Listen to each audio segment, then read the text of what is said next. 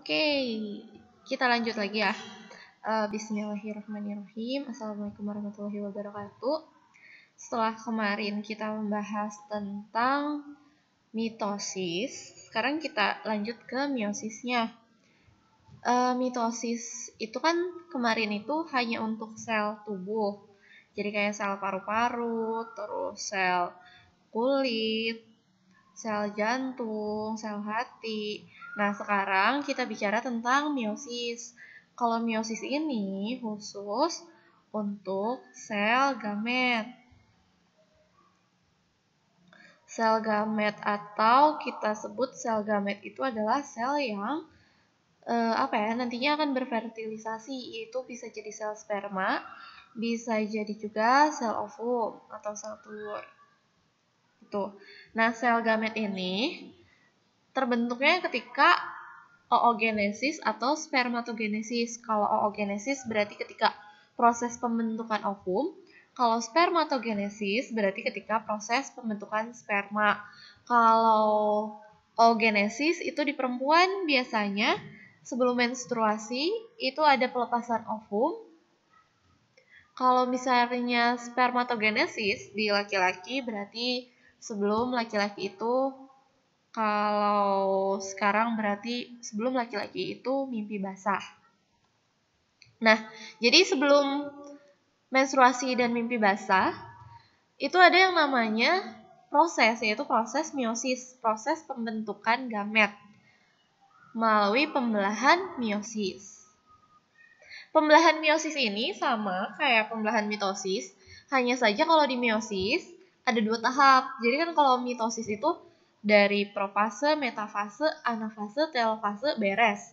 Nah, tapi kalau di meiosis itu ada profase 1, terus lanjut ke metafase 1, lalu anafase 1, telofase 1. Nah, setelah itu lanjut lagi ke profase 2, lalu metafase 2, lalu anafase 2, dan terakhir telofase 2.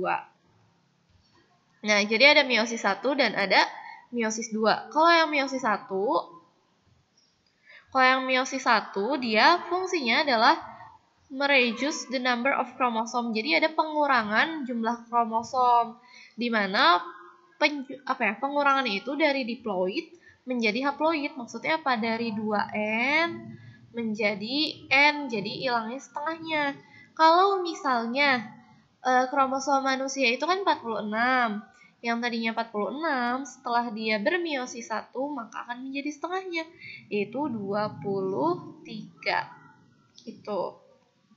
Nah, ini tahapannya ada profase 1, ada metafase 1, ada anafase 1. Ini gambar-gambarnya sama sih prinsipnya mah, cuma ada perbedaannya nih di sini. Nanti Ibu jelaskan saat kita melihat video ya. Nah, setelah telofase 1 dan sitokinesis, dilanjut ke profase 2. Terus metafase 2, anafase 2, dan telofase 2. Gitu. Nah, bedanya itu kalau untuk yang meiosis itu selnya itu, anakan selnya atau sel hasil pembelasannya itu, sel hasil pembelahannya itu tidak identik dengan sel induk. Jadi membawa setengah sifat dari sel induk. Sekarang kita putar videonya ya.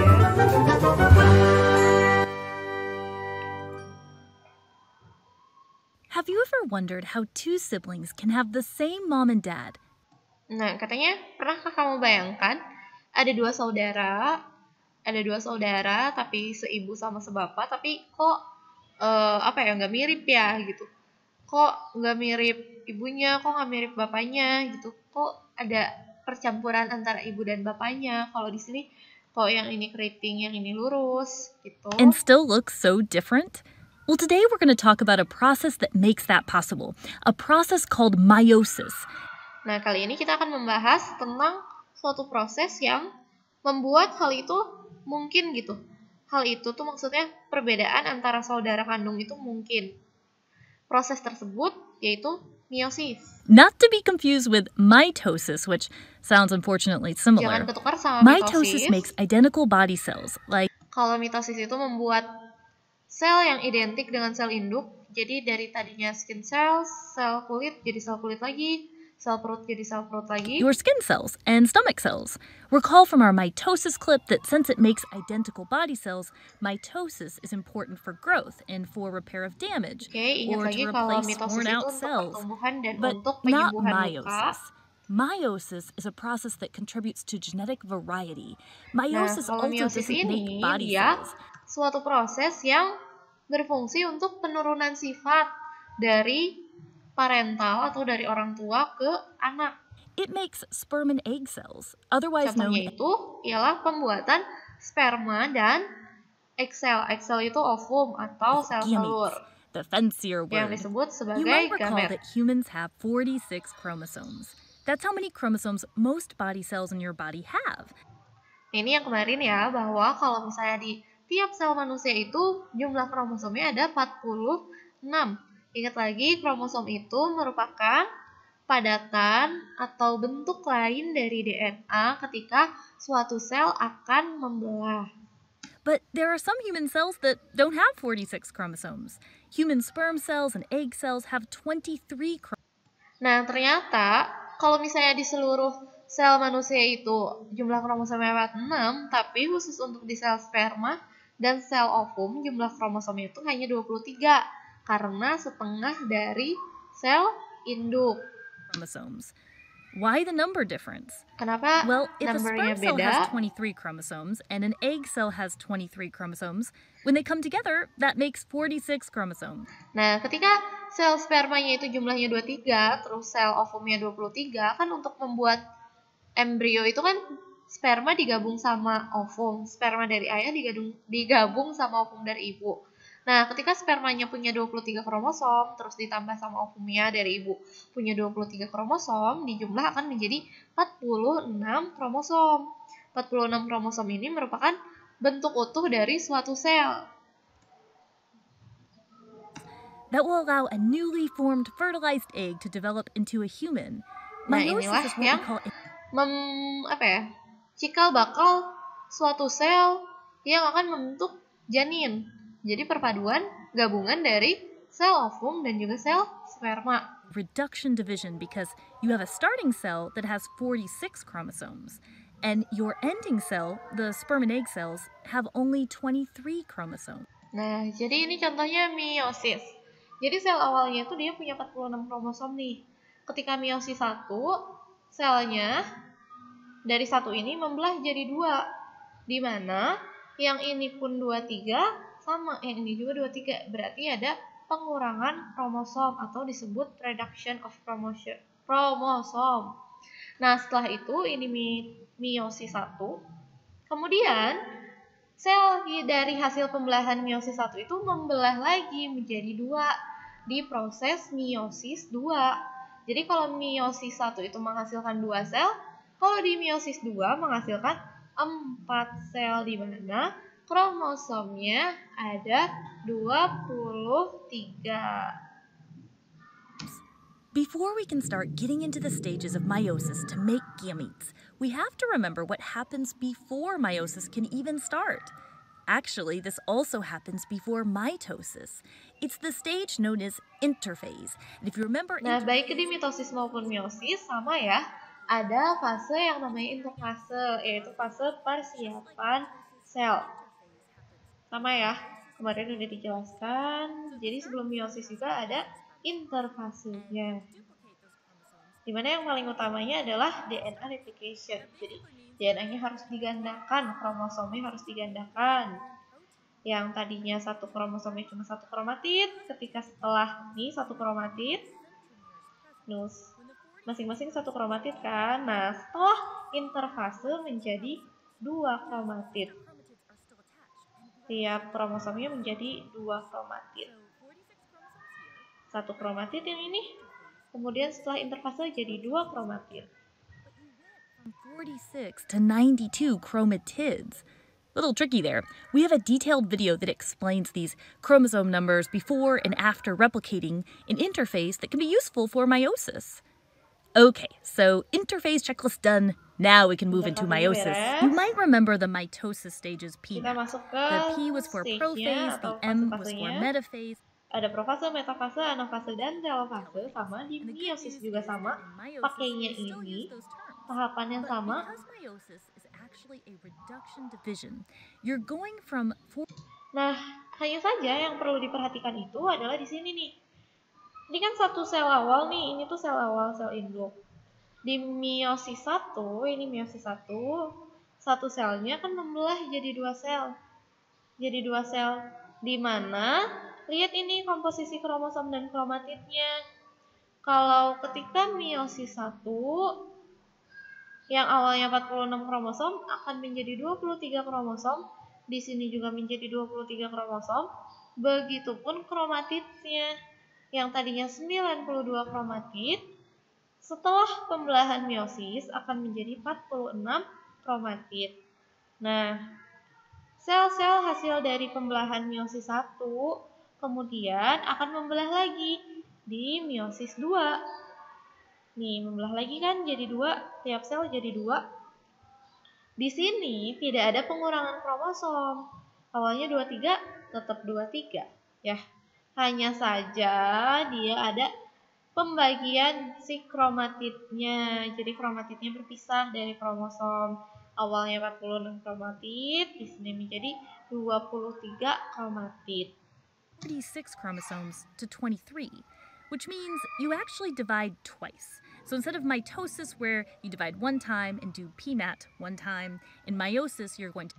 Nah, ini perbedaannya. Kalau mitosis itu yang tadinya 46 kromosom membelah satu kali kan, di sini satu kali menjadi sama 46 kromosom juga. Tapi kalau di meiosis pembelahannya ada 2 kali, si PMAT-nya, si profase, metafase, anafase, telofasenya diulang 2 kali. Meiosis yang pertama dia mengurangi jumlah kromosomnya, yang tadinya 46 jadi 23 dan 23. Sementara yang di meiosis 2-nya dari 23 tetap 23 lagi. Gitu. Jadi bisa dibilang meiosis 2 yang di sini, meiosis 2 yang di sini itu sama kayak mitosis. Hanya perbedaannya di jumlah kromosomnya. Divide twice and therefore do PMAT twice. And because of this, in meiosis, you put numbers after the phases to indicate whether you're in the first division or the second division. So let's dive right in. So let's start with the very first step, prophase 1. One thing I like to remember about prophase is pro, this actually means before. And it kind of helps to remember that it comes before all the other stages start. This is where the chromosomes are going to condense and thicken. They're actually going to line up with their homologous pairs. The word homologous means that the chromosomes are approximately the same. Kita ulang sedikit.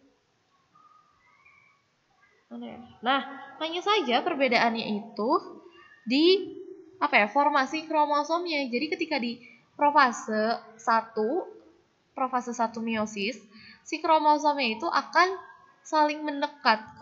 Kromosom yang memiliki bentuk dan ukuran yang sama akan saling mendekat. Jadi duaan-duaan si kromosomnya teh berjajarnya. Nah, kayak gini duaan-duaan. Yang sama ukuran, dia akan saling mendekat. Membentuk yang namanya tetrad. Kenapa tetrad? Karena terdiri dari 4 lengan atau 4 kromatid. Kita hitung. 1, 2, 3, 4. Jadi disebutnya ini tetrad. Ini tetrad. Homologous pairs. The word homologous means that the chromosomes are approximately the same size disebut sebagai kromosom homolog in the same locations. Maksudnya apa? Pertama, ukurannya sama. Yang kedua, sama-sama menyimpan sifat yang sama. Jadi di kromosom ini teh sama, ada sifat tentang eye color atau warna iris mata. They're going to match up. It is during this prophase 1 that this amazing process occurs called crossing over. Nah, di proses profase 1 ini ada suatu proses yang istimewa disebut sebagai proses crossing over atau pindah silang. Proses ini merupakan perpindahan lengan antar kromosom tetrad. Kita lihat nanti gambarnya ya. Nah, kayak gini. Jadi saling ketuker si sisi lengannya itu. yang biru jadi ada di yang hijau jadi ada yang di biru. Jadi saling bertukar lengan. Genetic information and exchange it between each other. It's kind of like these chromosomes flop over each other and they do a little genetic information exchange here. It makes for what we call recombinant Di chromosome. sini udah beres kan? Crossing over-nya jadinya belang-belang tuh si tetradnya. Nah, proses crossing over ini dia itu memungkinkan adanya suatu rekombinan. Maksudnya rekombinan itu sifat baru. Jadi kayak kalau misalnya ibunya keriting, bapaknya lurus, tiba-tiba anaknya bisa jadi gelombang rambutnya. Nah, itu merupakan salah satu dari peran pindah silang. Jadi ada pertukaran gen. Which can eventually contribute to the variety that we were mentioning that siblings can have even when they have the same parents. More about that later. Now we move into metaphase 1. In metaphase 1, think of the M as standing for middle. The chromosomes are now going to be in the middle of the cell. It's a little bit different though from mitosis because these chromosomes are going to be in pairs in the middle of the cell. Tetradnya yang di They're in pairs in the middle. tengah. Now during anaphase 1, Pas di anafase 1, tetradnya berpisah. Tuh, ya kan? Tetradnya berpisah. Di telofase 1 dan terjadilah sitokinesis untuk memisahkan tetrad yang tadinya ada 46 jadi sisa setengahnya. Dari telofase 1 langsung lanjut ke profase 2. It's not going to be nearly as eventful as it was in prophase 1 though, because they're not going to have homologous pairs of chromosomes. They also are not going to have this amazing profase 2 nggak ada crossing over, jadi crossing over itu hanya ada di profase 1. Nah, tahapan yang profase 2 ini berarti terjadi di 2 sel, ya kan? Di 2 sel yang tadi. Dari 1 jadi 2 kan? Ini sel yang hasil pembelahan meiosis 1. Tiap selnya melakukan atau melaksanakan proses meiosis 2. Profasenya sama, hilangnya inti sel. Terus lanjut ke metafase sama, di middle si kromosomnya berjajar. Nah, jadi kalau misalnya di yang meiosis 2, yang berjajarnya sudah kromosom, bukan tetrad lagi. Kalau tadi di yang sini nih metafase 1, itu yang berjajarnya itu adalah tetradnya. Kalau di metafase 2 itu kromosomnya.